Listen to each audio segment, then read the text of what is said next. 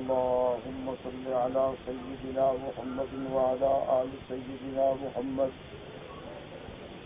كما صليت على إبراهيم وعلى آل إبراهيم في العالمين إنك حميد مجيد. قال الله تبارك وتعالى في كلامه المجيد: أعوذ بالله من الشيطان الرجيم. بسم الله الرحمن الرحيم. وعرضنا جهنم يومئذ للكافرين عرضا الذين كانت أعينهم في غطاء عن ذكري وكانوا لا يستطيعون سمعا أفحسب الذين كفروا أن يتخذوا عبادي من دوني أولياء إنا أعتدنا جهنم للكافرين نزلا. قل هل ننبئكم بالأخسرين أعمالا الذين ضل سعيهم في الحياة الدنيا وهم يحسبون أنهم يحسنون صنعا أولئك الذين كفروا بآيات ربهم ولقائه فحبطت أعمالهم فلا نقيم لهم يوم القيامة وزنا ذلك جزاؤهم جهنم بما كفروا واتخذوا آياتي ورسلي هزوا. المؤلف والمفسر رحمه الله تعالى أدام النفع بعلومه وعلومكم في الدارين آمين إلى أن قال: يقول تعالى مخبرا عما يفعله بالكفار يوم القيامة أنه يعرض عليهم جهنم أي يبرزها لهم ويظهرها ليروا ما فيها من العذاب والنكال قبل دخولها. ہم فقط رحمۃ اللہ علیہ آیات کی تفسیر میں ارشاد فرماتے ہیں کہ اللہ پاک خبر دے رہے ہیں کہ کفار سے کیا معاملہ کریں گے. کفار کے ساتھ قیامت میں یعرض علیہم جہنم، ان پہ جہنم پیش کی جائے گی. کیا مانا ہے؟ یبرزھا، جہنم ظاہر کی جائے گی. یعنی یہ نہیں کہ ان کو بلکہ جہنم ظاہر ہو گئی تو گویا پیش کی. فَيُظْهِرَهَا، جہنم کو ان پہ کھولا جائے گا. لِيَرَوْا مَا فِيهَا، تاکہ دیکھیں کہ اس میں کیا کیا عذاب ہیں. داخل ہونے سے پہلے ان کو جہنم دکھائی جائے. لِيَكُونَ ذَلِكَ أَبْلَغُ فِي تَعْجِيلِ الْهَمِّ وَالْحُزْنِ لَهُمْ، تاکہ ان کے پریشانی میں، ان کے ہم اور غم میں زیادتی ہو. اس جلنے سے پہلے دیکھو کہ یہاں تم نے جلنا. وفي صحيح مسلم عن ابن مسعود رضي الله عنه، صحیح مسلم میں حضرت عبداللہ ابن مسعود رضی اللہ تعالی عنہ سے روایت ہے. اور ان کو عداوت تھی اسلام سے بھی اور دین سے بھی، اللہ کے قرآن سے بھی. اگر ان جوابات میں 1 کروڑواں حصہ بھی کوئی کمزوری ہوتی تو دشمن کم خاموش رہتا. تو یہ بات واضح ہو گئی کہ جو میرے محبوب نے فرمایا وہ بالکل حق اور سچ تھا. جب یہ بات واضح ہو گئی کہ حضور کے جواب حق ہیں اور سچ ہیں، تو یہ بھی حقیقت ہے کہ میرے آقا نے پیدا ہونے سے لے کر نبوت کے ملنے تک، پھر نبوت کے ملنے کے بعد سے لے کر ہجرت مدینہ تک کوئی باہر کے ملکوں کا سفر بھی نہیں فرمایا. تو صاف ظاہر ہے کہ یہ معلومات، یہ جوابات، یہ واقعات اللہ نے اپنے نبی کو بتلائے ہیں. اللہ نے وحی کے ذریعے آپ کو خبر دی ہے. تو حضور کی نبوت ثابت ہو گئی. یہ ایک ایسی بات جو کوئی نہیں جانتا اور کوئی وسائل نہیں ہے معلومات کے. اس کے باوجود جو اللہ کے پیغمبر خبر دے رہے ہیں اور ایسی تفصیل سے خبر دے رہے ہیں، تو یہ دلالت ہے اور صداقت محمد مصطفیٰ صلی اللہ علیہ وسلم پہ۔ لیکن اتنے ادلہ کے باوجود کافر پھر بھی ایمان نہ لائے، اپنے جوابات حاصل کرنے کے باوجود بھی انہوں نے اسلام قبول نہ کیا، انہوں نے حضور صلی اللہ علیہ وسلم کی نبوت کو تسلیم نہ کیا، تو انجام کیا ہوا کہ وہ کفر پہ اڑے رہے اور کفر پہ مر گئے۔ تو اب اللہ فرماتے ہیں کہ پھر ان کا مآل کیا ہوگا، ان کا انجام کیا ہوگا، ان کی عاقبت کیا ہوگا۔ اسی لیے اللہ نے آخر سورت مبارک میں ان آیات کو ذکر فرمایا، فرماتے وَأَعْرَضْنَا جَهَنَّمَ يَوْمَئِذٍ لِلْكَافِرِينَ عَرْضًا، اور ہم جہنم سامنے کریں گے کافروں پر قیامت کے دن سامنے کرنا۔ تو جہنم کے سامنے کرنے کا معنی یہ ہے، علماء فرماتے ہیں کہ جیسے صحیح مسلم کے اندر حدیث مبارک ہے جس کو سیدنا عبداللہ ابن مسعود رضی اللہ تعالی عنہ نے ذکر فرمایا ہے، حضور صلی اللہ علیہ وسلم نے فرمایا کہ یؤتی بجہنم، قیامت میں جہنم کو لایا جائے گا، اور وہ اس حال میں لایا جائے گا تقاد یوم القیامت ب70,000 زمام، کہ 70,000 لگامیں اس کو ڈالی ہوئی ہوں گی، مع کل زمام 70,000 ملک، اور ہر لگام کے ساتھ 70,000 فرشتہ ہوگا جو پکڑے ہوئے ہوگا۔ اس لیے یاد رکھیں کہ بعض منکرین اسلام، بعض مستشرقین جو ہیں، اعداء دین جو ہیں، وہ ان چیزوں کو پڑھنے کے بعد اپنے نجائز شبہات کا اظہار کرتے ہیں کہ جہنم کو کیسے لایا جائے گا، اور جہنم کو لگام کیسے دی جائے گی، وہ تو آگ ہے۔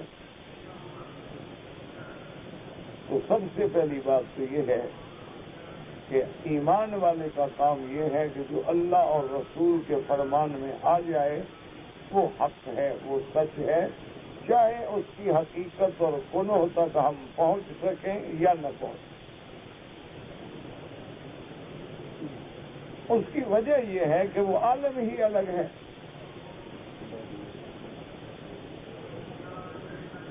اب جب ہم عالم ارواح میں تھے تو ایک الگ عالم تھا، اب کوئی آدمی عقل سے سوچے کہ وہ عالم ارواح کیا ہے تو وہ عقل سے تو نہیں سمجھ سکتا۔ پھر ہم عالم دنیا میں آئے تو یہ ایک الگ عالم ہے۔ اس کے بعد جب ہم مر جائیں گے تو پھر عالم برزخ شروع ہوگا، وہ ایک الگ عالم ہے۔ جب عالم برزخ کا زمانہ بھی ختم ہوگا تو پھر عالم آخرت شروع۔ اس لیے ہمیشہ یاد رکھیں کہ عالم دنیا میں رہ کر عالم برزخ کا سمجھنا جو ہے وہ کسی کے بس میں نہیں ہے، کیونکہ وہ عالم مغیبات میں غیب ہے۔ اور عالم دنیا میں رہ کر ہم یعنی سمجھانے کے لیے اللہ نے قرآن میں ذکر فرما دیا ہے جنت کا بھی، جہنم کا بھی، نعمتوں کا بھی، عذاب کا بھی، لیکن حقیقت تو کوئی نہیں جانتا۔ حقیقت کا ادراک تو ہمیں اس وقت ہوگا جب ہم اللہ کی رحمتوں سے جنت میں داخل ہوں گے، پھر ہمیں جنت سمجھ آئے گی۔ اب بھی دیکھو نا جی، دنیا میں مثلا علی سبیل المثال کوئی آدمی کسی سے کہے کہ بھئی آپ نے فلاں بادشاہ کا شاہی محل دیکھا ہے، تو جب تک دیکھا نہ ہو کیا سمجھ آ سکتا ہے؟ وہ کہ ایسا ہے، ایسا ہوگا، ٹھیک ہے ہوگا، کیونکہ جب تک وہ اس کے اندر داخل نہ ہو، اس کا مشاہدہ نہ کرے، اس کا معائنہ نہ کرے، وہ سمجھ نہیں آ سکتی ہے۔ تو اگر ہم ایک انسانوں کے بنائے ہوئے محل کو نہیں سمجھ سکتے، انسانوں کی بنائی ہوئی چیزوں کو نہیں سمجھ سکتے، وہ تو خدا ہے جس نے انسانوں کو پیدا کیا۔ اسی لیے آج کل آپ یہ بھی سمجھ لیں کہ دنیا میں آپ دیکھیں نا جی گیس کتنی بڑی خطرناک چیز ہے، لیکن اس کو بھی ٹینکر میں بند کر کے منتقل کیا جاتا ہے ایک شہر سے دوسرے شہر میں، حتیٰ کہ ہر گھر میں آپ دیکھتے ہیں سلنڈر لے آتے ہیں، آپ گھر میں کھانا پکاتے ہیں سلنڈر میں گیس بند ہے، اگر وہ گیس کھلی رہ جائے اللہ معاف کرے تو پورے گھر کو آگ لگا دے۔ تو اگر انسانی عقول جو ہیں وہ گیس کو بند کر لیتے ہیں، اگر انسانی عقول جو ہیں وہ آگ کی بھٹیوں کو بند کر لیتے ہیں، تو جو خالق و مالک ہے جس نے آگ کو پیدا کیا ہے، جس نے انسانوں کو پیدا کیا ہے، وہ اگر آگ کو حکم دیں گے چلو تو چلے گی، کہیں گے رک جاؤ تو رک جائے گی۔ اس کی مثال بھی اللہ نے دنیا میں دکھلا دی تاکہ کوئی منکر، کوئی ملحد، کوئی زندیق اللہ کے قرآن پہ اعتراض نہ کر سکے۔ کہ سیدنا ابراہیم الخلیل علیہ السلام کا جب مناظرہ ہوا نمرود سے اور باطل ہار گیا، اور باطل نے تو ہارنا ہوتا، باطل تو باطل ہے نا، وہ کتنا اٹھے گا، کتنا جوش کرے گا آندھیوں کی طرح، لیکن بیٹھ جائے گا۔ سیدنا ابراہیم علیہ السلام کے ساتھ جب مناظرے میں ہار گیا تو حکم ہوا اور مشورہ ہوا کہ بھئی ایک بہت بڑا الاؤ جلاؤ آگ کا اور سیدنا ابراہیم الخلیل کو آگ میں ڈال دو۔ اب دیکھو تھوڑی سی آگ میں بھی تو بندہ جلایا جا سکتا ہے نا، لیکن چونکہ حضرت ابراہیم سے دشمنی تھی اس لیے سابقہ کتب میں آتا ہے کہ وہ اتنا بڑا الاؤ تھا کہ 1 میل اس کا طول تھا، سب آگ ہی آگ جل رہی، کیونکہ اپنے وقت کے بادشاہ اور اپنے ان کے عقیدے میں ان کے جو آلہہ تھے، ان کے جو خدا تھے، ان کو ابراہیم علیہ السلام نے توڑا تھا۔ ان کے دلوں میں جو آگ تھی تو وہ اس ظاہری آگ سے بجھانا چاہتے تھے۔ تو جب اتنی لمبی آگ جلائی گئی اس میں پتہ ہے اب 1 میل آگ کا الاؤ جو ہے کتنی لکڑیاں ڈالی گئی ہوں گی، اور آگ اتنی بھڑک گئی، اتنی تیز تھی اور اتنی اونچی تھی کہ اب ان کو یہ بھی ہمت نہیں تھی کہ ابراہیم علیہ السلام کو پکڑ کے ڈال دے، جو قریب جائے وہ جل جائے۔ تو پھر انہوں نے منجنیق کا انتظام کیا، ایک جھولا بنایا لکڑی کا کہ دور سے حضرت خلیل کو اس میں بٹھا دے اور اس کو رسیاں پکڑی ہوئی ہوں، اس کو کھینچیں اور جب وہ آگ کے اوپر جائے تو بس الٹ۔ ایک واقعہ ہے، ایک حقیقت ہے جس کا کوئی دنیا انکار نہیں کر سکتی۔ سیدنا ابراہیم علیہ السلام کو جس وقت اس آگ میں ڈالا گیا تو اللہ نے حکم جاری فرما دیا، اور حکم بھی براہ راست فرشتوں کے ذریعے نہیں، اللہ نے قرآن پاک میں فرمایا قلنا، ہم نے خود آرڈر کیا یا نار کونی بردن و سلاما علی ابراہیم، کہ آگ خبردار ٹھنڈی ہو جا، معتدل ہو جا سیدنا ابراہیم علیہ السلام سے۔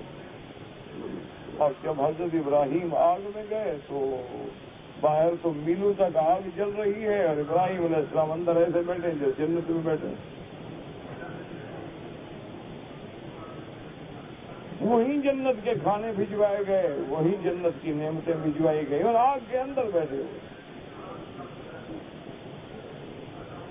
اور بعض کو تو سابقہ میں یہ روایت بھی ملتی ہے کہ کہ وقت کا ظالم جو تھا نمرود، وہ اپنے شاہی محل پہ کھڑا ہے اور اس دہکتے ہوئے الاؤ کا منظر دیکھ رہا ہے کہ کیسے میرا دشمن آگ میں جلے گا۔ اللہ نے حکم دیا کہ ذرا اس کا پردہ ہٹا دو، آگ کا پردہ ہٹا دو، یہ میرے محبوب میرے خلیل کو بھی دیکھ لے۔ تو جب پردہ ہٹا اور نمرود کی نظر پڑی تو ابراہیم علیہ السلام تو بڑی مزے سے بیٹھے فروٹ کھا رہے ہیں، تو مجبور ہو کے کہنے لگا کہ نعم الرب رب ابراہیم، کہ ابراہیم رب تو تیرا سچا ہے جس نے آگ کو بھی ٹھنڈا کر دیا، لیکن ضد ہے، نہیں مانتا۔ آج بھی آپ دیکھیں، آپ لاکھ لوگوں کو مسئلہ سمجھائیں کہ بھی قبر پہ سجدہ کرنا حرام ہے، اور اگر ان کو حاجت روا سمجھ کے سجدہ کیا جائے تو شرک اکبر ہے۔ ایک ہے کہ حاجت روا مشکل کشا تو نہیں سمجھتا، لیکن تعظیم کے لیے سجدہ کرے وہ بھی حرام۔ لیکن ایک یہ ہے کہ نہیں، وہ اس لیے سجدہ کر رہا ہے کہ میری مشکلیں انہوں نے حل کر لیں، تو پھر تو وہ شرک اکبر ہے، وہ اسلام سے بھی نکل گیا۔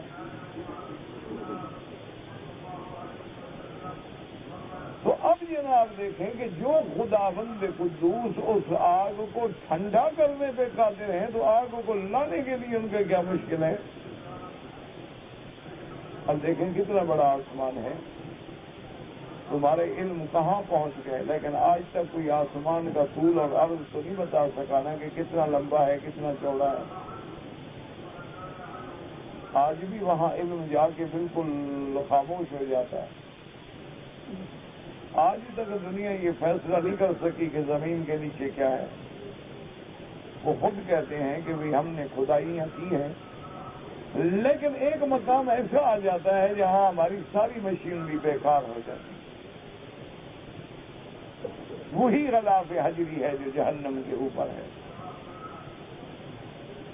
تو اللہ تبارک و تعالی اگر اس کو چلا کے لے آئیں یا اس سے ایک گردن ظاہر ہو اور وہ اپنے دشمنوں کو پہچان لے تو اس میں کون سی بڑی بات ہے؟ اللہ تبارک و تعالی چاہتے ہیں تو لکڑی بولنا شروع کر دیتی ہے، اللہ تبارک و تعالی چاہتے ہیں تو پتھر بولنا شروع کر دیتے ہیں، اللہ تبارک و تعالی چاہتے ہیں تو قیامت سے پہلے اسی صفا پہاڑی کے نیچے سے ایک جانور نکلے گا اور باتیں کرے گا، انسانوں کی طرح کلام کرے گا۔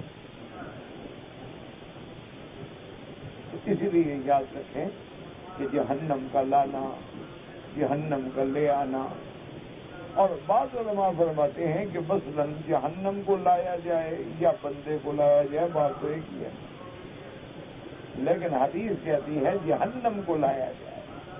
اس لیے ہمیں فرمانے رسول پہ اعتماد کہ جو حضور نے فرمایا وہ، جیسے اللہ نے دوسرے مقام میں بھی فرمایا ہے کہ جو جب فرعون کو سزا ملی، غرق ہو گیا، ڈوب گیا، جہنم میں گیا، فرماتے النار یعرضون علیہا غدوا وعشیا، صبح و شام ان کو جہنم پیش کی جاتی ہے، دیکھو جا تمہارے انتظار میں کھڑی ہے، آؤ۔ یوم تقوم الساعة ادخلوا آل فرعون اشد العذاب، اور جب قیامت کا دن ہوگا اللہ حکم دیں گے اب اس کو ڈالو گا۔ اس لیے اللہ فرماتے ہیں کہ جن لوگوں نے کفر کیا، کفر پہ اڑے رہے، ان پہ ہم جہنم لائیں گے، اور وہ جہنم جو ہے ایسے لائیں گے جو سامنے آئے۔ وہ کون لوگ ہیں؟ الذین کانت اعینہم فی غطاء عن ذکری وَكَانُوا لَا يَسْتَطِيعُونَ سَمْعًا، یہ وہ لوگ ہیں جن کی آنکھوں پہ پردہ، اللہ تبارک و تعالیٰ کی دین کی بات کو دیکھ ہی نہیں سکتے اور سن نہیں سکتے، سمجھ نہیں سکتے، کہ ان کی آنکھوں پہ پردے پڑ گئے۔ کیونکہ وجہ یہ ہے کہ جب آدمی دلائل کے بعد بھی ایک بات کو نہ مانے تو پھر اللہ دلوں پہ مہر لگا دیتے ہیں آنکھوں پہ پردے ڈال دیتے ہیں کہ اب تم اسی کی حالت میں رہو، اسی اندھیرے میں رہو، اور دیکھتے بھی نہیں اور اس کے بعد سنتے بھی نہیں اور اللہ کے اوامر نواہی کو سمجھتے بھی نہیں۔ اس کے بعد خدا بندے کو دوسرا افحسب الذین کفروا ان یتخذوا عبادی من دونی اولیاء۔ اللہ فرماتے ہیں کہ کیا جن لوگوں نے کفر کیا اور انہوں نے میرے بندوں کو عبادی میرے سوا حاجت روا بنا لیا، من دونی اولیاء۔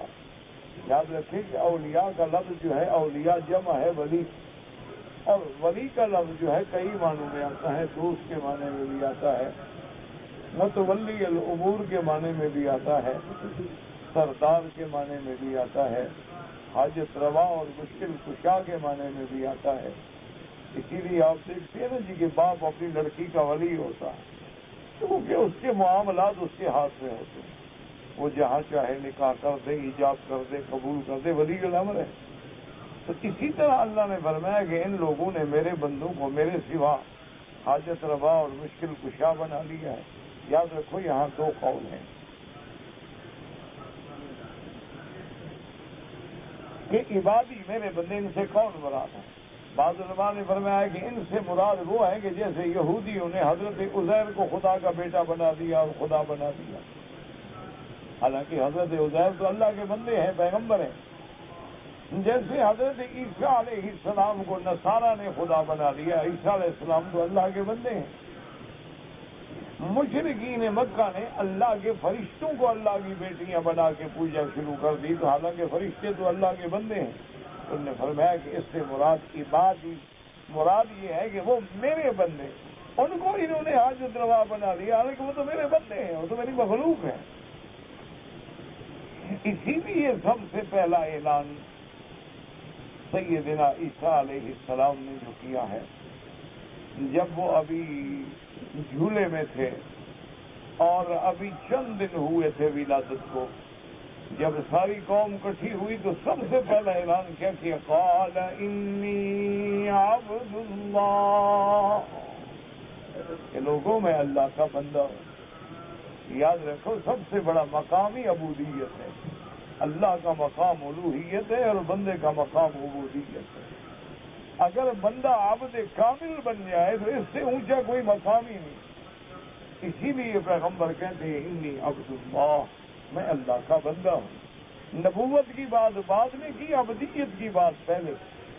انی عبد اللہ آتانی الکتاب وجعلنی نبیا۔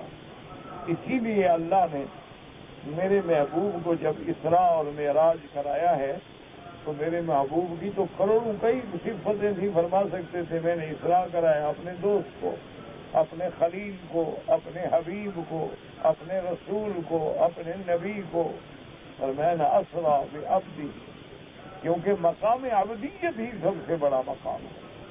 اس لیے اللہ نے فرمایا کہ میرے بندوں کو انہوں نے میرے سوا حاجت روا بنا دیا۔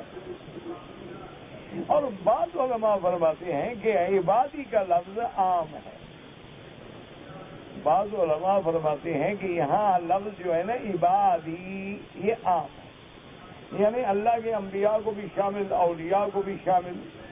اور عبادی کا معنی کیا ہے؟ عبد، عبد معنی مملوک، اللہ کے ملک، اللہ کے عبد۔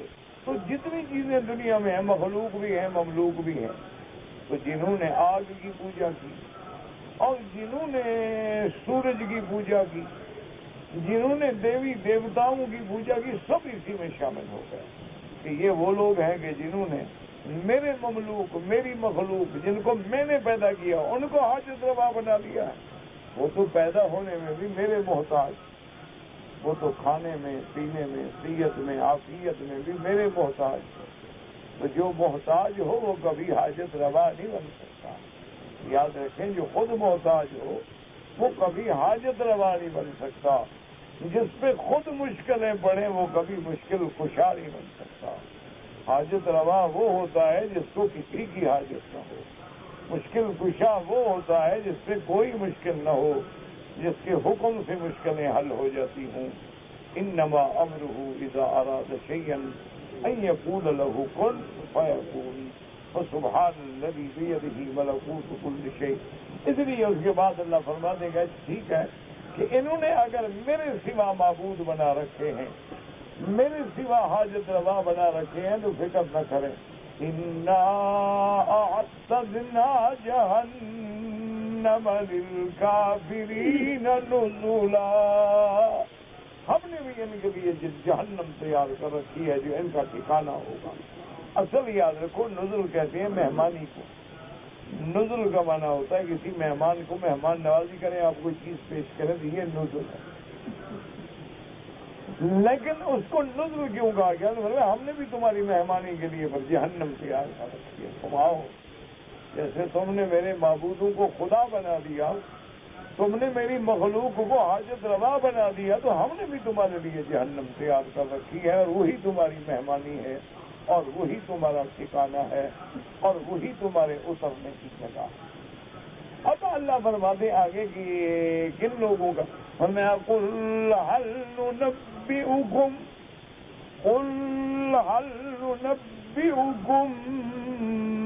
بالأخسرين أعمالا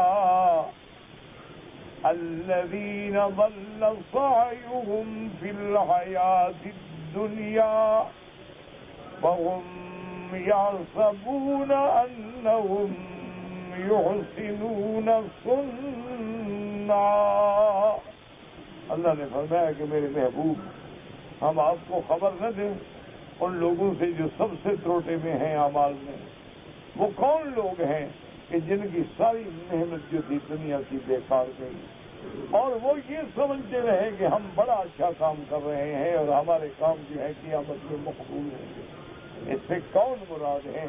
تو بعض علماء فرماتے ہیں کہ اس سے کافروں کا مراد ہونے میں تو شبہ ہی نہیں، کہ وہ اعتقادی طور پہ سمجھتے ہیں کہ ہم حق پہ ہیں. اعتقادی طور پہ سمجھتے تھے، ہر کافر کا یہ گمان ہوتا ہے نا کہ میں سچا ہوں. آج بھی دنیا میں جتنے کافر ہیں وہ کہیں گے کہ ہم حق پہ ہیں، تم بھٹکے ہوئے ہو. تو اسی لیے وہ کافر سمجھتے رہے کہ ہمارا اعتقاد ٹھیک ہے، لیکن وہ باطل پہ جمے رہے اور باطل کو حق سمجھ بیٹھے. اور بعض علماء نے فرمایا کہ اسی طرح جیسے کافروں کی بات ہے، وہ تو قرآن کہہ رہے ہیں اولئک الذین کفروا، سب سے بڑی دلیل تو یہی ہے کہ مراد کافر ہیں. لیکن بعض علماء نے فرمایا کہ بعض فرقے جو ہیں جیسے خوارج ہیں، بعض فرقے جو ہیں جیسے روافض ہیں، بعض فرقے جو ہیں جیسے آپ کی دنیا میں قادیانیت ہے، یہ سارے لوگ یہ سمجھتے ہیں کہ ہم بڑا اچھا کام کر رہے ہیں، ہم نمازیں پڑھتے ہیں، عبادت کرتے ہیں، حج کرتے ہیں، ہم روزے رکھتے ہیں، قرآن کی تلاوت کرتے ہیں، لیکن وہ یہ نہیں جانتے کہ جب اصل چیز نہ ہو تو یہ ساری عبادت بیکار ہے. ساری زندگی اگر ایک آدمی ساری رات تہجد پڑھے لیکن قبروں پہ سجدہ کرے، اس تہجد کا فائدہ کیا ہے؟ ساری زندگی وہ حج کرے لیکن اللہ کے سوا غیر کو بھی حاجت روا مانے، اللہ کے سوا غیروں کو بھی پکارے، تو اس حج کا کیا فائدہ ہے؟ حج تو ابھی جہل نے بھی بہت پڑھے ہیں، حج تو ابھی لہب نے بھی بہت پڑھے ہیں، حج تو مکے کے کافروں نے بہت پڑھے ہیں اور بڑے بڑے احترام و اکرام سے حج پڑھے ہیں. احرام باندھتے تھے، لبیک پڑھتے تھے، مینا عرفات مزدلفہ جاتے تھے، بڑی بڑی قربانیاں کرتے تھے. حضور کے دادا جو تھے نا ہاشم، وہ 100 اونٹ ذبح کر کے اس کے شوربے میں سرید بنا کے حاجیوں کو کھلاتے تھے. اس زمانے میں اندازہ کریں 100 اونٹ کی کتنی قیمت ہے. ان اونٹوں کو ذبح کیا جائے، پھر ان کو پکایا جائے، پھر روٹی کے ٹکڑے ڈالے جائیں، سرید بنائی جائے، لیکن اس کے باوجود بھی وہ ایمان نہ لے آتے. تو اسی لیے ہر باطل جو ہے وہ سمجھتا ہے کہ میں بہتر کر رہا ہوں، لیکن اللہ کے ہاں اس کے عمل کی کوئی مقبولیت نہیں ہوتی. اس لیے ہمیشہ یاد رکھیں کہ عمل کے مقبول ہونے کے اندر 2 چیزیں ضروری ہیں. حضور صلی اللہ علیہ وآلہ آلہ وآصحابہ وسلم نے فرمایا کہ عمل کے اندر 2 چیزیں ضروری ہیں، ان یکون خالصا و ان یکون ثوابا، کہ عمل اللہ کے ہاں وہ مقبول ہوگا ایک تو خالص اللہ کے لیے. اگر اس میں ایک دھیلے کے برابر بھی ریا آ گیا نا تو عمل برباد ہے. یعنی ایک آدمی تقریر کر رہا ہے، جیسے حدیث میں آتا ہے نا قیامت میں اللہ کے دربار میں قاری القرآن پیش ہوں گے تو اللہ فرمائیں گے ہاں قاری صاحب تم کو ہم نے قرآن دیا، علم دیا، آواز دیا، صوت دیا، کیا کیا تم نے؟ یا اللہ میں نے تو ساری زندگی قرآن سنایا، میں نے تیرا قرآن پہنچایا۔ اللہ فرمائے گا تو اس لیے سناتا تھا کہ لوگ مجھے قاری کہیں، تو بڑا عقل کر کے چلتا تھا کہ میں بڑا قاری ہوں، وہ جزا تمہیں دنیا میں مل گئی، آج کوئی جزا نہیں۔ اسی طرح بڑے بڑے خطیب، بڑے بڑے مقرر پیش ہوں گے، اللہ حکم دے کہ ہاں ہم نے جو آپ کو بولنے کی قوت دی، علم دیا، سب کیا کیا؟ یا اللہ ہم نے تو گلی گلی تیرا دین پہنچایا۔ اللہ فرمائے کہ لوگ تو تم اس لیے کرتے تھے کہ لوگ کہیں بڑا عالم ہے، بڑا مولوی ہے، بڑا خطیب ہے، بڑا مقرر ہے، اور تمہیں دنیا میں جزا مل گئی، اب کوئی میرے پاس کوئی بدلہ نہیں ہے۔ اس لیے علماء نے فرمایا کہ حدیث رسول ہے، یاد رکھو، یہ دو لفظ یاد رکھ لو نا، انشاءاللہ کبھی گمراہ نہیں ہوگے، کہ عمل کے مقبول ہونے میں دو چیزیں ہیں۔ پہلی چیز کیا ہے کہ عمل خالص کس کے لیے ہو؟ بس ذرا کسی اور کا خیال آیا نا تو عمل کیا۔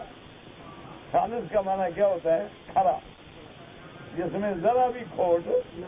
اب دیکھو نا جی 24 کیرٹ سونا ہے، اگر اس میں 1 کیرٹ بھی کھوٹ ہے تو کھرا تو نہ ہوا نا، کھوٹا ہوا نا۔ 2 کیرٹ ہے تو ذرا زیادہ کھوٹا ہوا، اور 5 کیرٹ ہے تو اور زیادہ کھوٹا ہوا، اگر اور نصف ہے تو اور زیادہ کھوٹا ہوا، لیکن جس میں کھوٹ آ گیا وہ خالص نہ رہا۔ اس لیے ہی سماعت آ گئی کہ لوگ کہیں جناب سبحان اللہ، واہ واہ مولوی صاحب کمال کر دیا ہے۔ اس لیے لوگوں نے لکھا ہے کہ ایک دفعہ حضرت بدری رحمۃ اللہ علیہ کسی جلسے میں ان کو دعوت دی، تقریر کے لیے تشریف لے گئے، تو جیسے ہمارے ہاں تو عادت ہے نا جی کہ مولوی آتے ہیں یا لیڈر آتے ہیں تو لوگ زندہ باد کے نعرے شروع کر دیتے ہیں۔ یہ ہماری قوم عجیب ہے نا جی، 1 منٹ میں زندہ باد بھی کر دیتی ہے، مرد آباد بھی کر دیتی ہے ماشاء اللہ۔ اچھا، نہ کہنے سے کوئی زندہ باد ہوا آج تک، نہ کہنے سے کوئی مرد آباد ہوا آج تک، بس ایک رواج ہے۔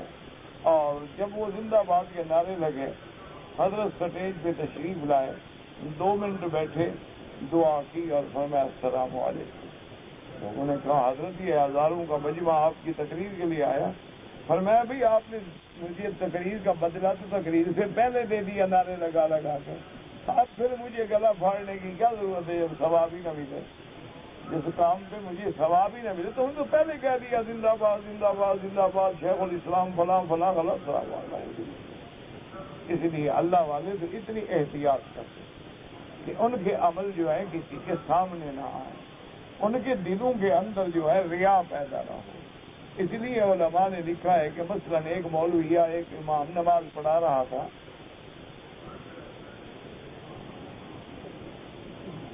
جب وہ رکوع میں گیا تو اس کے خیال میں ہے کہ میرا وہ نمبردار چوکیدار چودھری صاحب جو ہے نا ابھی آ رہے ہیں، تو رکوع ذرا لمبا کر دیا کہ وہ مل جائے تو ریا ہو گیا، ختم ہو گیا۔ اچھا، اس کے لیے نماز پڑھ رہے ہو نا، میرے لیے تو نہیں پڑھ رہے ہو، ورنہ نماز تو اللہ کی عبادت ہے، کوئی آ جائے تو آ جائے، کوئی نہ آئے تو نہ آئے۔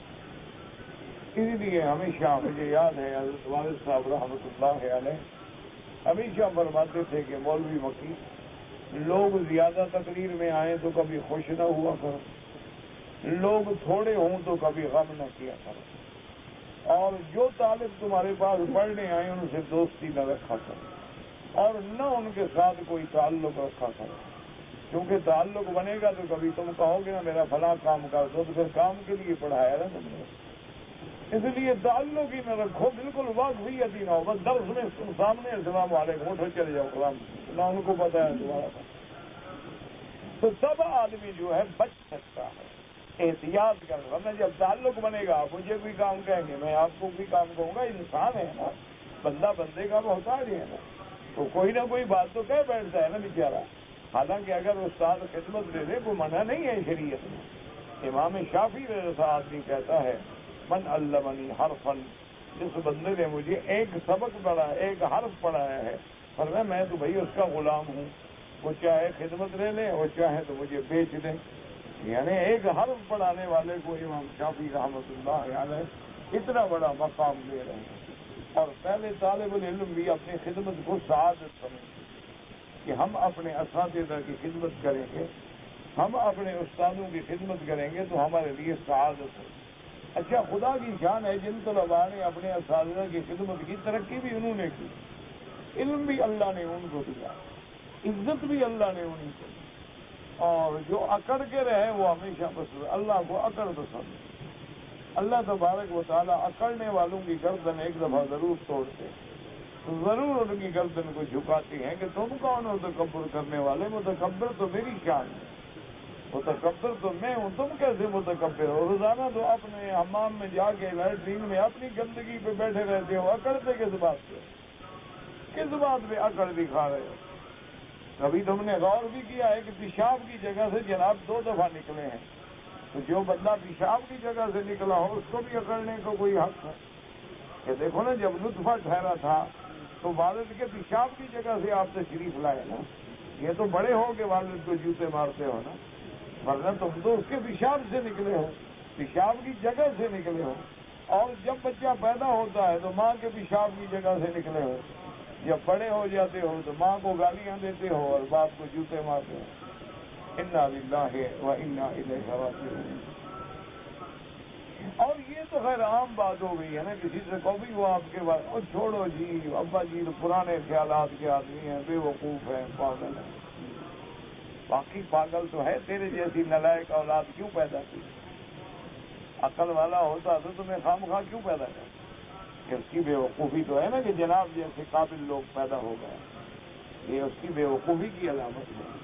اس لیے ہمیشہ یاد رکھیں کہ ایک عمل جو ہے قبول کب ہوگا؟ جب خالص ہو۔ اور دوسرا لفظ یاد رکھ لیں، یہ صرف 2 لفظ میری طرف سے نشانی حدیث ہے رسول کی، بلے باندھ لو نا، انشاءاللہ کبھی گمراہ نہیں ہوگا۔ ایک عمل خالص ہو، وَأَن يَكُونَ ثَوَابًا۔ ثوابًا کا کیا معنی؟ موافقاً لسنت رسول اللہ، کہ وہ عمل جو ہے حضور کی سنت کے موافق۔ بس یہ 2 شرطیں ہیں تو عمل قبول، اور 2 شرطیں نہیں ہیں تو عمل۔ اب دیکھو نا، لڑائی لڑتے ہیں لوگ، وہ جی اذان سے پہلے صلاۃ السلام کہیں یا نہ کہیں، جنازے کے بعد دعا کہیں نہ کہیں، لڑائی کی ضرورت نہیں، جھگڑے کی ضرورت نہیں۔ جھگڑا تو جاہل کرتا ہے نا، جاہل کے پاس علم تو ہوتا نہیں، وہ ڈنڈا ہوتا ہے، وہ جھگڑا کرتا ہے۔ علم والا آدمی کبھی جھگڑا نہیں کرتا۔ آپ بالکل ٹھنڈے دل سے، بڑے اطمینان سے ان کو یہ عرض کریں کہ حضور یہ اذان سے پہلے جو صلاۃ و سلام ہیں یہ سنت رسول ہے، اللہ نے حکم دیا قرآن میں۔ اچھا، وہ کہیں گے جی یا الذین آمنوا صلوا وسلموا، تو یا صلوا وسلموا کا معنی کیا ہے کہ بھئی اذان سے پہلے؟ یہ کہاں لکھا ہوا ہے؟ یا ایھا الذین آمنوا صلوا علیہ وسلموا تسلیما، ایمان والو صلاۃ و سلام بھیجو۔ اگر تم سجدے میں صلاۃ و سلام بھیجو تو قبول ہو جائیں گے۔ اچھا، جب نماز شروع کرو اللہ اکبر الصلاۃ والسلام علیک یا رسول اللہ، نماز قبول ہو جائے گی؟ تو وہ سلو کدھر گیا؟ تو عقل کرو نا کہ بھئی صلاۃ و سلام ہے، لیکن اس کی کوئی جگہ بھی تو ہے نا، کوئی وقت بھی ہے، کوئی ٹائم بھی ہے، کوئی حیت بھی ہے نا۔ یہ تو نہیں نا کہ ایک آیت تو یاد کرو صلو علیہ وسلم تسلیما، اللہ کا حکم ہے جی، اللہ کا حکم ہے، یہ روکتے ہیں بے وقوف۔ بھئی اللہ کا حکم ہے تو سجدے میں بھی کہو، اللہ کا حکم ہے تو رکوع میں بھی کہو، اللہ تبارک و تعالیٰ کا حکم ہے تو تم جب کھڑے ہوتے ہو قیام میں اس وقت بھی کہو، اللہ تبارک و تعالیٰ کا حکم ہے تو ہر حال میں کہو پھر۔ لیکن دیکھنا پڑے گا کہ حضور نے کھڑے ہو کے اللہ اکبر فرمایا، سبحانک اللہم و بحمدک، سورۃ فاتحہ اور سورۃ قرآن کی پڑھی، رکوع میں تشریف لے گئے تو سبحان ربی العظیم پڑھا، اور سجدے میں گئے تو سبحان ربی الاعلیٰ پڑھا۔ اب کوئی رکوع میں سبحان ربی العظیم پڑھے اور سبحان ربی الاعلیٰ پڑھے اور سجدے میں سبحان ربی العظیم پڑھے تو مخالفت کر رہا ہے سنت۔ حالانکہ کیا مسئلہ، عظیم بھی اسی کی صفت ہے، اعلیٰ بھی اسی کی صفت ہے، وہ بھی تسبیح ہے اور وہ بھی تسبیح ہے۔ لیکن جہاں حضور نے فرمایا سبحان ربی الاعلیٰ تو سنت یہی اعلیٰ، یہاں فرمایا سبحان ربی العظیم تو سنت یہی عظیم، اس میں ہمیں رد و بدل کا کوئی حق نہیں۔ اس کے بعد اللہ تبارک و تعالیٰ کے نبی نے فرمایا کہ جب تشہد میں بیٹھ جاؤ تو کہو اشہد ان لا الہ الا اللہ واشہد ان محمدا عبدہ ورسولہ۔ تو شہود میں کہو السلام علیکہ ایھا النبی ورحمۃ اللہ، اس کے بعد کہو اللہم صل علی محمد۔ تو ہر چیز کا ایک مقام ہے، اس لیے جھگڑا نہ کیا کریں، ان کو بڑے آرام سے محبت کے ساتھ کہیں کہ حضرت یہ چیز اگر اللہ کا حکم ہے تو قرآن کی آیت پڑھیں، اور حضور کا حکم ہے تو حدیث مبارک پڑھیں۔ چلو آپ کے پاس قرآن بھی نہیں، حدیث بھی نہیں، حضرت بلال نے بھی اتنی عرصہ اذانیں دی ہیں، تو حضرت بلال نے بھی پہلے اذان سے صلاۃ و سلام پڑھے ہوں گے، یہی بات دکھا دیں، ہم پڑھنا شروع کر دیں۔ ہم تو ہر مولوی کی بات مان لیتے ہیں، بلال تو خادم رسول اللہ ہے، ہم تو اپنے استاد کی بات کو بھی نہیں ٹھکراتے، ہم تو اپنے استاد کی بات کی بھی احترام کرتے ہیں۔ حضرت بلال تو خادم رسول اللہ، مؤذن رسول اللہ ہے، تو بھائی ہمیں دکھا دیں، تو حضرت وسلم ہم پڑھنے کے لیے تیار ہیں۔ ورنہ عمل جتنا خوبصورت ہو لیکن موافقاً سنت رسول اللہ نہیں ہے تو اس میں کوئی اجر نہیں ملے گا، بندہ بھٹکتا رہے گا اور سمجھے گا کہ میں بڑا اچھا کام کر رہا ہوں۔ اسی لیے ایک بات اور بھی یاد رکھ لے، شاید خدا کرے کہ اتر جائے تیرے دل میں میری بات۔ علماء نے لکھا ہے کہ زانی ہے، شرابی ہے، اس کی امید ہوتی ہے توبہ کی، لیکن اگر بدعتی ہے تو اس کی توبہ کی امید ہی نہیں ہوتی۔ کیوں؟ کہ زانی زنا کو اچھا نہیں سمجھتا، جب عقل آتی ہے تو کہتے یار ہے بہرحال یار میں گناہ ہے، بس مصیبت میں پھنس گیا، بس میں ایک لڑکی پر عاشق ہو گیا، برباد ہو گیا، اس کو برا سمجھ۔ شراب پی رہا ہے، بوتلوں پہ پیسے بھی خرچ کر رہا ہے، جب نشہ ختم ہو جائے گا کہے گا یار ہے تو بڑی زیادتی ہے کہ آدمی پیسے بھی خرچ کرے اور اپنے آپ کو پاگل بھی بنائے۔ یعنی ایسا دنیا میں عقل والا آدمی دیکھا ہے آپ نے کہ پیسے خرچ کرو، پیسے خرچ کر کے بیوقوف بن جاؤ، پاگل بن جاؤ، لوگوں کو گالیاں دو، کاٹتے پھرو، دیواروں سے لڑکھڑاتے پھرو، کبھی سڑک پہ پڑا ہے، کبھی گھر کے باہر پڑا ہے، کبھی وہ کتے کی طرح ٹانگ میں پکڑ کے دوست گھسیٹ کے اندر پھینکتے ہیں۔ تو جب اس حالت میں آتا ہے تو وہ کہتا ہے کہ بات بری ہے، کام اچھا نہیں، تو کسی نہ کسی وقت جب برا سمجھتا ہے تو توبہ کر بیٹھے گا۔ لیکن بدعت والا جو بدعت کر رہا ہے وہ تو اس کو دین سمجھ رہا ہے، دین سے کیسے توبہ کرے؟ وہ جو کام کر رہا ہے وہ تو سمجھ رہے اللہ رسول راضی ہو رہے ہیں، اس کام میں میری دین ہے، تو دین سے تو کوئی بندہ توبہ نہیں کرتا نا۔ وہ جھنڈیاں لگاتا ہے، پیسے خرچ کرتا ہے، بجلیاں جلاتا ہے، وہ تو کہتا ہے میں حضور کو خوش کر رہا ہوں، میلاد بنا رہا ہوں۔ جب حضور خوش ہوں گے تو اللہ خوش ہو جائیں گے۔ یعنی اب حضور کو خوش کرنے کا طریقہ یہ ہے کہ بجلیاں جلاؤ، جھنڈیاں لگاؤ تو اللہ کا نبی خوش ہوتا ہے۔ تمہارے نماز پڑھنے سے خوش نہیں ہوتا، تمہاری عبادت کرنے سے خوش نہیں ہوتے، صرف جھنڈیاں لگانے سے خوش ہوتے۔ یہ بڑا اچھا کام ہے، کتنا شارٹ کٹ ہے کہ پورا سال نماز نہ پڑھو، 12 ربیع الاول کو جھنڈیاں لگا دو، پکے اہل سنت والجماعت ماشاء اللہ۔ اس سے بڑا کتنا آسان سا شارٹ کٹ ہے کہ میں جیسے میرے حضرات ہیں نا جی روافض، وہ بھی سارا سال نماز پڑھیں نہ پڑھیں، بھنگ پئیں، چرس پئیں، جو بلا پئیں، 10 دن محرم کے کالے کپڑے پہن لیں، حسین چھڑائے گا۔ آگے حضرت حسین کھڑے ہوں گے اس کوثر پہ، وہ کہیں گے سارے ملنگ لے آؤ، میں لے جاتا ہوں، اپنے ہاتھ سے انشاءاللہ پتہ نہیں کہاں پہنچائیں گے، یہ تو اللہ تبارک و تعالیٰ ہی جانتے ہیں نا۔ تو بہرحال انہوں نے کہا کہ جی وہ 10 دن لگاتے ہیں، چلو ہم بھی اپنے 2-3 دن بنا لیتے ہیں، ایک میلاد شریف کا 12 ربیع الاول، ایک جب حضور معراج پہ گئے جھنڈیاں لگاؤ، کیونکہ حضور معراج پہ گئے نا تو جھنڈیاں یہ لگا رہے ہیں۔ اور اس کے بعد جناب 27 رجب ہو گئی، اور اسی طرح 15 شعبان کی رات کو جاگ لو، بس 2-3 راتیں ہیں، سارا سال مزے کرو، کھاؤ پیو، سود کھاؤ، شراب پیو، زنا کرو، ڈاکے مارو، قتل کرو، چوریاں کرو، میں حضور کا عاشق ہے، سبحان اللہ، کلیم شیو ہے، حضور کا عاشق ہے، سبحان اللہ۔ قبال کہتے ہیں جی پہنچا ہوا ہے حضرت، ہاں پتہ نہیں کہاں پہنچا ہوا ہے، جہنم میں پہنچا ہوا ہے، انا للہ و انا الیہ راجعون۔ داڑھی مڈا ہے اور قبال ہے، کہتے ہیں جی سبحان اللہ، عاشق رسول ہے۔ اس عاشق کو کبھی شرم نہیں آئی کہ محمد کی سنت کے چہرے پہ آنے دیں؟ اس عاشق کو کبھی شرم نہیں آئی کہ تمباکو کے پان کھا کے محمد کا نام لیتا ہے؟ خدا کا خوف کرو، اللہ اکبر۔ عاشق تو عاشق ہوتے ہیں عزیز، اسی لیے صحابہ کہتے ہیں کہ ہم جب حضور کے سامنے بیٹھتے تھے نا، ایسے معلوم ہوتا تھا کہ ہمارے اندر کوئی سانس بھی نہیں، پرندے ہمارے سروں پہ بیٹھے ہوئے ہیں ادب سے۔ لاکھوں صحابہ ہیں میرے بدنی کے، 10 صحابہ ہیں جنہوں نے حضور کا حلیہ بیان کیا ہے، یعنی باقی جرت کر کے دیکھ نہیں سکتے۔ لاکھوں صحابہ ہیں محمد مصطفیٰ، حضور کے ایک خادم سے غلام تھے، ان کے بعد حضور کی ایک چادر تھی۔ جب حضور پاک کہیں بیٹھتے تھے نا تو اگر ایسی مٹی ہو تو جلدی جلدی چادر بچھا دیتا تھا حضور کے لیے۔ غلام تھا حضور کا، مولا رسول اللہ صلی اللہ علیہ وسلم۔ یہ عشق ہے، یہ ادب ہے۔ جب حضور کی وفات ہوئی،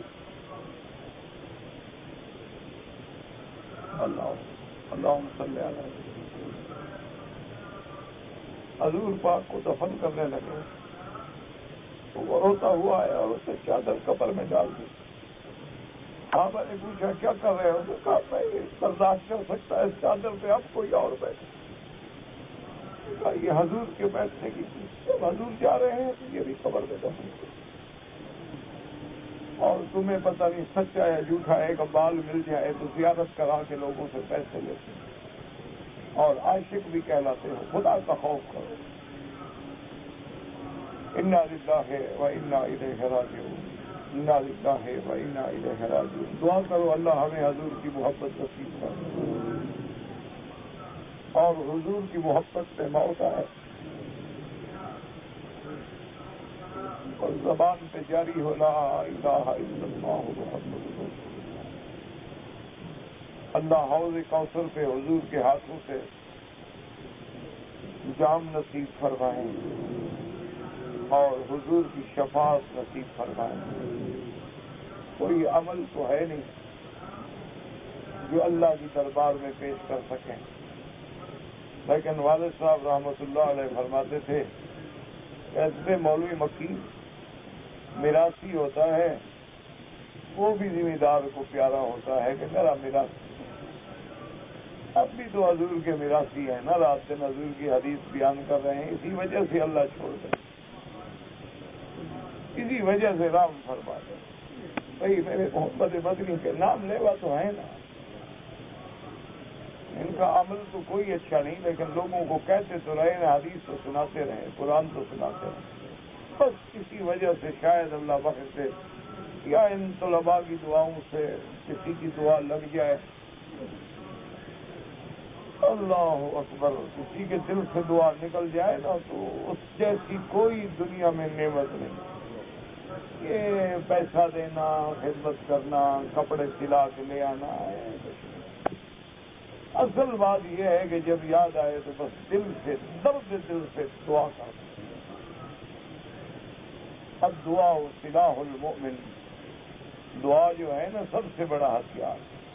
اس لیے یاد رکھیں عمل وہ مقبول ہوگا خالص بھی ہو اور موافق سنت رسول اللہ، ورنہ کیا نتیجہ ہوگا کہ یحسبون انہم یحسنون صنعا، وہ یہی گمان کریں گے کہ ہم تو اچھا کام کر رہے ہیں لیکن وہ اچھا ہے ہی نہیں، اللہ کے ہاں مقبول نہیں۔ اولئک الذین کفروا بآیات ربہم ولقائہ، یہ وہ لوگ ہیں جنہوں نے اللہ کی آیات کا کفر کیا اور اللہ کے لقاء کا انکار کیا کہ کیا قیامت، کون مرے گا، کون اٹھے گا، کون حساب ہوگا۔ فحبطت اعمالهم، ان کے اعمال کو اللہ نے مٹا دیا۔ ولا نقیم لهم یوم القیامت وزنا، قیامت والے دن ان کی کوئی تول نہیں ہوگی، کیونکہ جب عمل بھیڑا ہے مقبول ہی نہیں تو وزن کیا؟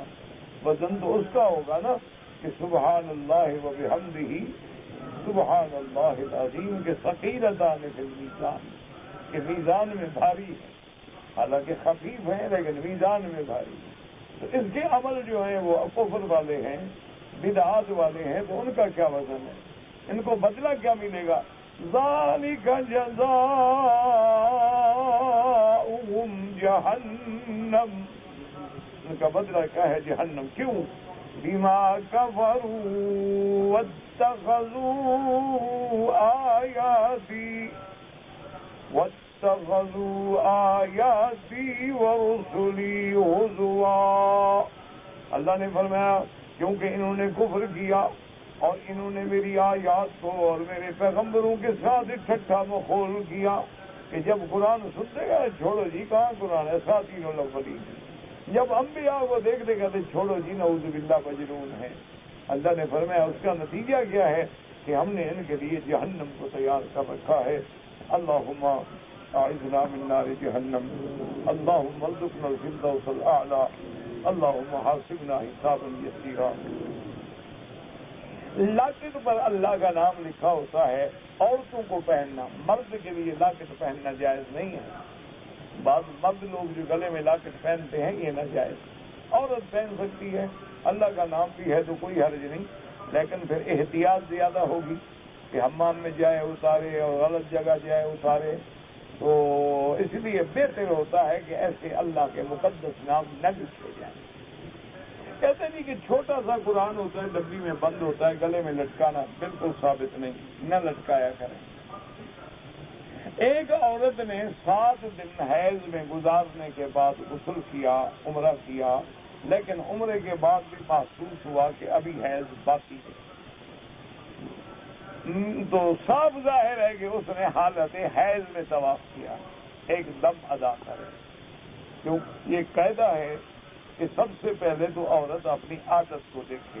کیا مانا عادت ہے 8 دن پاک ہو گئی تسلی ہو گئی غسل کر لے، اچھا عادت ہے 5 دن پاک ہو گئی تسلی کر لے، لیکن 5 دن عادت ہے پھر بھی خون آ رہا ہے تو اب 10 دن تک انتظار کرنی پڑے گی، 10 دن دیکھنا پڑے گا، 10 دن کے بعد بھی خون نہ رکے تو پھر بیماری ہے، پھر حیض نہیں ہوتا، پھر اس کے بعد جرمانہ نہیں ہوتا۔ لیکن اس نے حالت حیض میں عمرہ کیا ہے، لہذا عمرہ تو ہو گیا، انشاءاللہ دم ادا کرے۔ اگر کوئی آدمی حرم میں آئے اور 2 رکعت تحیۃ المسجد نہ پڑھے اور سیدھا طواف پہ چلا جائے تو حرم کا تو تحیہ طواف ہے، اللہ کے بندے، مسجد الحرام میں تحیہ جو ہے وہ ہے ہی طواف، یعنی لازم داخل ہو کے طواف کرے، نہیں کر سکتا 2 رکعت پڑھ لے، ورنہ اصل تحیہ تو طواف ہے۔ نماز پڑھتے ہوئے نظر کہاں ہو سجدے کی جگہ پر، پان کھانا جائز ہے یا ناجائز ہے، بہرحال علماء نے کراہت لکھی ہے۔ کہتے جی کہ جب بندہ کوئی ویزا لے کے آتے، یہ ویزے شیدے کے مسئلے جو ہے ان کا اسلام سے کیا تعلق ہے، تم جانو تو کفیل جانے میں۔ کہتے جی کہ حضور کی شان میں نعت پڑھنا بالکل جائز ہے، نعت پڑھنی چاہیے۔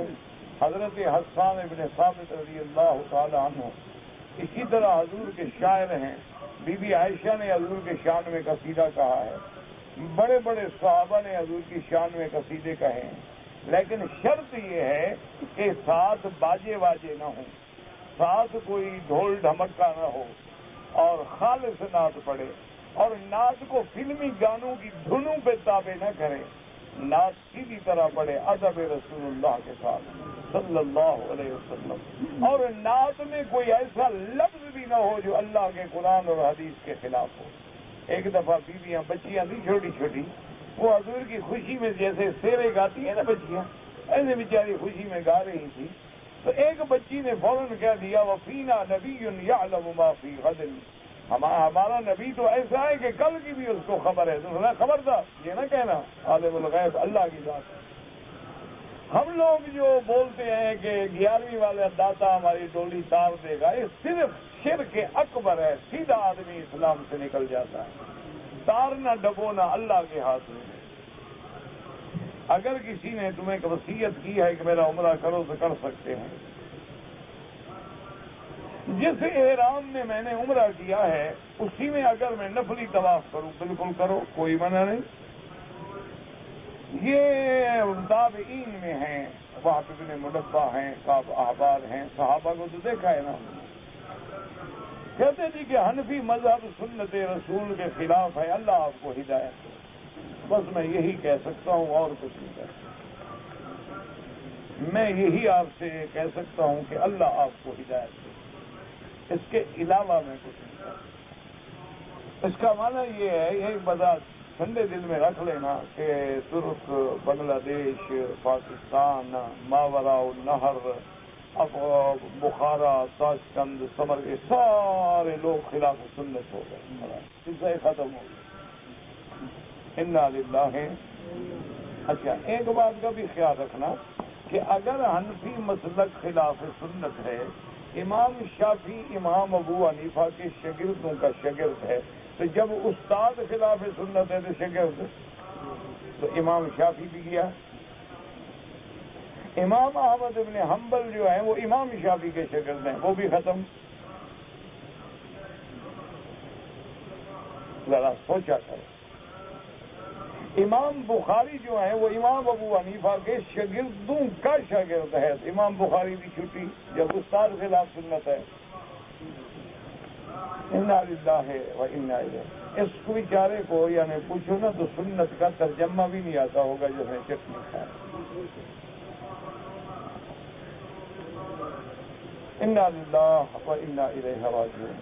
طواف کے دوران میں وہ مسکین ہو اس کو کچھ دے دیں، کوئی حرج نہیں۔ میں قرآن پڑھ کے ثواب اگر مردوں کو بخشوں اللہ پہنچائیں گے انشاءاللہ۔ آپ ثواب پڑھیں، دعا کریں کہ اللہ اس کا ثواب جو ہے فلاں کو عطا فرما، اللہ عطا فرمائیں گے۔ کہتے نہیں کہ اللہ کے اولیاء زندہ ہیں قبروں میں، تو جو زندہ ہے وہ برزخ کی زندگی ہے، دنیا کی زندگی نہیں۔ دنیا کی زندگی الگ ہوتی ہے، برزخ کی زندگی الگ ہوتی ہے۔ یہی میں نے عرض کیا نا کہ ایک عورت کو حیض آیا، وہ بچی تھی، پہلی دفعہ کا حیض تھا، اس کو 10 دن انتظار کرنی چاہیے۔ اس نے عمرہ کر لیا اور خون کا تازہ دھبا اپنے کپڑوں پہ دیکھا، صاف مانا ہے کہ حیض میں کیا، تو ایک دم ادا کرو، عمرہ ہو گیا۔ آپ نے حضور پاک کی سیرت مبارک یا حلیہ مبارک دیکھنا ہے تو شمائل ترمذی اردو میں چھپ گئی ہے، وہ لے کے بار بار پڑھیں۔ ہم تمام علماء کے لیے دعا کرتے ہیں جن کا آپ نے نام لکھا ہے، اگر وہ علماء میں ہیں تو دعا میں شامل ہیں۔ اب ایک ایک آدمی کا اگر نام لیا جائے تو مکے کے علماء بھی ختم نہیں ہو سکتے۔ اگر ایک آدمی نے حالت احرام میں کپڑا سر پہ ڈال کے نماز پڑھ لی، کچھ بھی نہیں ہوتا، لیکن اس کو سر نہیں ڈھانپنا چاہیے تھا، اس پہ جرمانہ تو کوئی نہیں ہوگا، لیکن حالت احرام میں سر ننگا نماز پڑھے۔ اگر ایک آدمی نے عمرہ کیا ہے لیکن طواف کے پہلے چکروں میں کندھا نکالنا بھول گیا، کوئی جرمانہ نہیں، لیکن سنت سے محروم ہو گیا، ثواب کم ہو گیا۔ ایک آدمی جو ہے خود امامت کرتا ہے، خود جماعت کرتا ہے، مجھے تو نہیں سمجھ آئی کیا مطلب، یعنی وہ اکیلا پڑھتا ہے۔ اکیلا تو نہیں پڑھنا چاہیے، جماعت کے ساتھ نماز پڑھے۔ میں نے ایک چیز خرید کیا 1 ریال میں، اس چیز کے اندر کیس کے داخل میں 400 ریال ہے، آپ کے لیے حلال نہیں ہے، وہ جس سے آپ نے خریدا ہے اس کو پیش کرو واپس۔ کہتا ہے کہ مجھے تبلیغی جماعت والے لے گئے تو میں گیا، نماز پڑھتے ہیں، ذکر کرتے ہیں، اشراق پڑھتے ہیں، گھر گھر جا کے لوگوں کو تبلیغ کی بات کرتے ہیں، مجھے تو بہت اچھا لگا، لیکن ایک مولوی صاحب ہیں وہ کہتے ہیں غلط کام ہے، اللہ ہدایت دے۔ ہم یہی کہہ سکتے ہیں اللہ ہدایت دے، دعا کر سکتے ہیں، اور کیا کر سکتے ہیں کہ اگر نماز کا کہنا بھی برا کام ہے، تہجد پڑھنا بھی برا کام ہے، اشراق پڑھنا بھی برا کام ہے، گھر گھر جا کر لوگوں کو دین کی دعوت دینا بھی برا کام ہے، تو پتہ نہیں اچھا کام کیا ہوتا ہے؟ اچھا کام یہی ہوتا ہے گانا گائے، مائیکل جیکسن کے ریکارڈ سنے۔ ہاں جی، تمہاری مسبوق کی اقتداء پر نماز درست ہوگی، میں نہیں سمجھا آپ کا مسئلہ کیا ہے۔ استخارے کی دعا جو ہے 2 رکعت پڑھنے کے بعد دعا مانگے، 2 رکعت نماز پڑھ کے پھر 3 دفعہ دعا مانگے، اول آخر درود شریف پڑھے، کیونکہ کوئی دعا جو ہے بغیر درود شریف کے نہیں مانگنی چاہیے، پہلے بھی درود پڑھے بعد میں بھی درود پڑھے، کیونکہ درود تو اللہ پاک آسمانوں پہ جائے گا نا، تمہاری دعا بھی چلی جائے گی، انشاءاللہ کام بن جائے گا۔ تو اللہم انی استخیرک بعلمک واستقدرک بقدرتک واسألک من فضلک العظیم فانک تقدر ولا اقدر وتعلم ولا اعلم یہ دعا لے لو تمہیں یاد نہیں ہوگی. میں نے جو نمازیں چھوڑی ہیں وہ پڑھتے رہو. اصل کام یہ کرو کہ سب سے پہلے توبہ کرو کہ توبہ سے اللہ گناہ معاف کر دے, اور اس کے بعد جتنا اللہ ہمت دے پڑھتے رہو پڑھتے رہو. حتیٰ کہ علماء کہتے ہیں نفل کے بجائے کوئی قضا پڑھتے رہو, زیادہ ثواب بھی ملے گا اور قضا بھی ادا ہوتی رہے گی. کہتے جی کہ میں تقریباً عشاء کے وقت میں روزانہ آتا ہوں اور میرا جوتا جو ہے روزانہ گم ہو جاتا ہے, مجھے دیا کریں میں خیال رکھوں گا. اور کیا کریں؟ نہیں آپ مجھے دے دیا کریں, میں رکھوں گا حفاظت سے, جب آپ آئیں گے تو پیش کر دیں.